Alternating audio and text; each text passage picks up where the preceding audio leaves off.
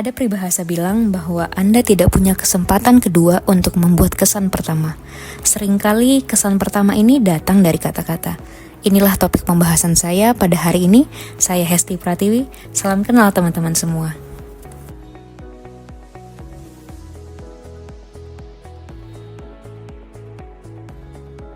Ayu Tera Resort merupakan hotel bintang 4 yang berlokasi di Ubud, Kabupaten Gianyar, Provinsi Bali.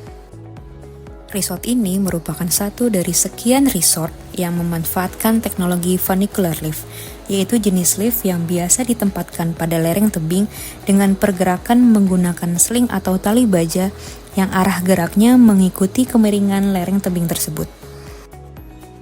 Funicular lift digunakan untuk memberikan pengalaman untuk menikmati view menuju spot tertentu di suatu lokasi. Sling atau tali baja adalah komponen krusial dari funicular lift. Pemenuhan spesifikasi dan standar perawatan menjadi hal utama dalam perancangan dan pemeliharaan lift jenis ini. Pemirsa, 5 karyawan resort bintang 4 di Ubud, Bali tewas setelah lift yang mereka tumpangi terjatuh karena kabel slingnya putus. Polisi sejauh ini telah melakukan olah TKP dan meminta keterangan dari 4 karyawan, sementara pemilik atau pengelola akan diperiksa paling akhir untuk dimintai keterangannya. Nah, lift yang jatuh ini adalah tipe incline elevator yang memang diperuntukkan untuk di luar ruangan dan digunakan baik oleh karyawan maupun tamu resort. Lalu seperti apa seharusnya SOP pemeliharaan lift ini?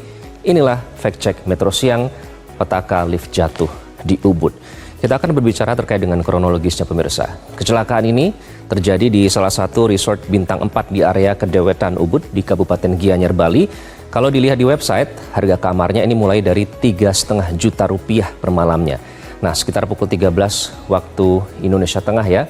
Ini ada 5 karyawan resort yang mereka naik lift ke atas. Liftnya kurang lebih seperti ini gambarannya, pemirsa, pada pukul 13 waktu Indonesia Tengah. Nah, kemudian karyawan lain mendengar ada teriakan dan kemudian menghampiri asal mula teriakan tersebut dan menemukan lift tersebut hancur dengan 5 karyawan yang sudah tidak ada dalam lift tersebut. Dan kemudian polisi tiba di lokasi pada pukul 14 waktu Indonesia Tengah. Nah, apa penyebabnya? Kita akan ke slide selanjutnya. Ini meski masih dalam proses investigasi, polisi menduga ada malfungsi dalam operasi lift yang panjang relnya ini mencapai 65 meter. Nah, salah satu dugaan yang diungkapkan oleh Kapolres Gianyar AKBP Ketut Widiada adalah karena pada saat kejadian lift dinaiki hingga kapasitas maksimal 5 orang. Nah, ini penyebabnya tali sling baja lift ini putus sehingga tabung lift ini meluncur langsung menuju ke bawah. Dan diduga lift ini tidak kuat menarik beban.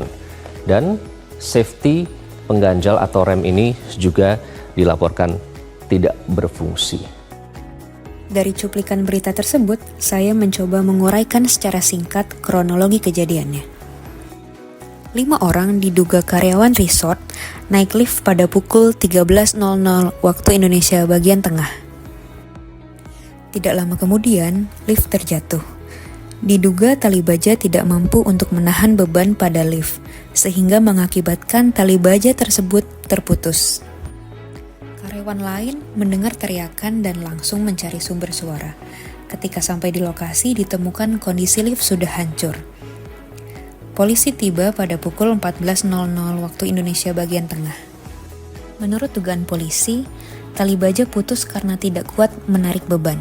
Setelah dilakukan identifikasi lebih dalam, jumlah tali baja yang semula 3 berkurang menjadi 1. Hal tersebut dilakukan agar maintenance cost berkurang signifikan sesuai perintah owner. Dan dugaan terakhir, rem pengganjal pada lift tidak berfungsi dengan baik. Dari kasus ini, saya mencoba untuk menganalisa risiko menggunakan metode Fault Tree Analysis atau FTA. Fault Tree Analysis atau FTA merupakan salah satu pendekatan pengendalian kualitas yang digunakan untuk menelusuri kecacatan dengan menganalisa kesalahan sistem dari kumpulan objek-objek yang saling berinteraksi. Konsep dasar dari metode ini adalah menerjemahkan dan menganalisa suatu kegagalan atau kesalahan sistem ke dalam bentuk diagram visual dan model logika. Ada beberapa tujuan dari penggunaan metode Fault Tree Analysis atau FTA. Yang pertama, dapat menentukan faktor penyebab yang kemungkinan besar menimbulkan kegagalan. Yang kedua, mengetahui tahapan kejadian yang kemungkinan besar sebagai penyebab kegagalan. Dan yang terakhir, menganalisa kemungkinan-kemungkinan sumber resiko sebelum kegagalan timbul. Fault Tree Analysis atau FTA bersifat top-down. Analisa yang dilakukan dimulai dari kejadian umum, kemudian merinci berbagai sebab hingga kegagalan dasar atau akar masalah. Top event merupakan suatu kejadian yang tidak diinginkan atau ingin diketahui penyebabnya. Setelah top event, akan ada fault event yang dibagi menjadi beberapa jenis. Yang pertama ada primary fault, kesalahan yang terjadi akibat kerusakan pada komponen itu sendiri yang gagal. Selanjutnya ada secondary fault, kesalahan yang terjadi akibat komponen berada pada kondisi yang tidak tepat, namun komponen tersebut tidak rusak. Dan common fault, kesalahan yang terjadi akibat komponen berada pada waktu dan tempat yang salah. Ini adalah diagram analisa risiko. Diagram teratas disebut sebagai top event. Lanjut, pada baris kedua disebut sebagai fault event. Fault event yang pertama ada overload, di mana jumlah pengguna melebihi kapasitas lift. Lalu penggunaan material tidak sesuai spesifikasi, di mana tali baja tidak mampu menahan beban. Dan yang ketiga, kurangnya maintenance. Contohnya tali baja rusak. Baris ketiga disebut sebagai root cause. Kurangnya perhatian terhadap standar operasional prosedur atau SOP menjadi akar permasalahan lift yang overload.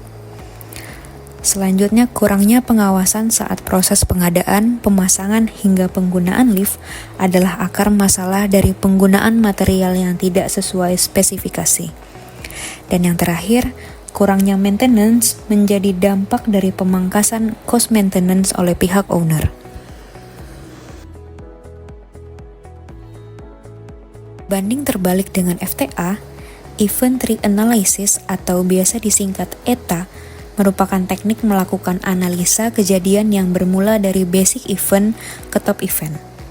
Penerapan Event Tree Analysis atau ETA dapat dilakukan dengan 5 cara.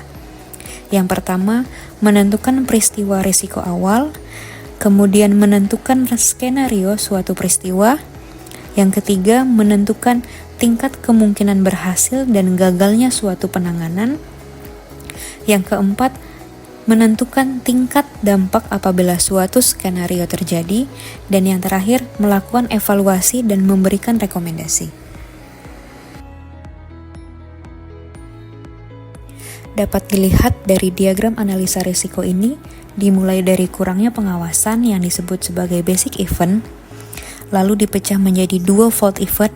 Yang pertama, penggunaan material tidak sesuai spesifikasi, dan yang kedua, pekerjaan tidak sesuai schedule. Dan baris horizontal ketiga disebut sebagai top event. Penggunaan material tidak sesuai spesifikasi menyebabkan lift jatuh dan lift mengalami kerusakan. Kemudian pekerjaan tidak sesuai schedule menyebabkan keterlambatan pekerjaan. Dari analisa risiko yang dilakukan dengan 2 metode, yaitu FTA dan ETA, saya mencoba menjabarkan upaya preventif. Preventif dibagi menjadi 2 sumber, yang pertama berdasarkan pengguna dan yang kedua berdasarkan mesin. Selain upaya preventif, berdasarkan analisa risiko dengan 2 metode, saya membuat list apa saja upaya mitigasi yang dapat dilakukan oleh pihak owner. Yang pertama, pemeliharaan dan inspeksi lift, kemudian pengoperasian dan penggunaan lift yang benar, dan upaya terakhir adalah memberikan edukasi tentang keselamatan penggunaan lift.